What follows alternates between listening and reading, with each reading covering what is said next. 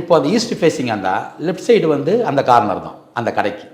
So அப்போ அங்கே அவர் உட்காந்துக்கலாம், கேஷ் பாக்ஸ் கவுண்டர் வச்சுக்கலாம். ரைட் சைடு வந்துட்டு சவுத் ஈஸ்ட், அதாவது அக்னி, அந்த இடம் வந்து உச்சம் எப்பவுமே வாசல் வைக்கிறதுக்கு. அந்த பக்கம் வாசல் வச்சாச்சுன்னா உள்ளே வர மக்கள் வந்தாங்கன்னா நல்லா வந்து வியாபாரம் ஆகும்.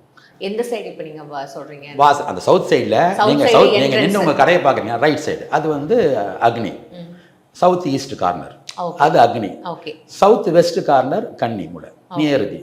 அப்போ ஷாப்போட ஓப்பன் ஃபேஸ் வந்து சவுத் நோக்கிதுனால அவர் லெஃப்ட்டில் உட்காந்துக்கலாம், ரைட்டில் உள்ள எல்லாரும் உள்ள வரலாம், பிரச்சனையே இல்லை. ஈஸியாக கல்லாப்பேட்டி வந்து ஈஸ்ட் நோக்கி நான் வந்து ஈஸ்ட் பார்த்து உட்காந்துக்கலாம், இல்லை நார்த்து நோக்கி உட்காந்துக்கலாம், ஒன்றும் தப்பு இல்லை. சரி, இது சவுத்துக்கு சொல்லிட்டீங்க, சவுத்துக்கு சொல்லிடுறேங்கம்மா. இப்போ இதே வெஸ்ட்டுன்னு வச்சுக்கோங்களேன். அதே இப்போ ரைட் சைடு, அப்படியே ரைட் சைடு வந்துட்டு உங்களுக்கு கல்லாப்பட்டி வந்துடணும், அதாவது அவரோட கேஷ் பாக்ஸ் வந்துடணும். லெஃப்ட் சைடில் என்ட்ரன்ஸ் உள்ள வரும்போது உச்சம், அது வெஸ்ட்லேயே வெஸ்ட்டில் தான் வைக்கணும்.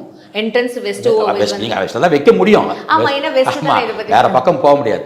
ரொம்ப ஈஸியாக அலைன் பண்ணுறது இந்த சவுத்தும் வெஸ்ட்டும் கடையை பார்த்தாங்கன்னா, நீங்கள் இந்த சவுத் வெஸ்ட் கடையை பார்த்து நல்லாவே இருக்கும் கடைங்க வியாபாரம். ரம்ஜானுக்கென்றே பிரத்யேக கலெக்ஷன்கள், ஆசியாவின் மிகப்பெரிய ஜவுளி சாம்ராஜ்யம் தி சென்னை சில்க்ஸ்.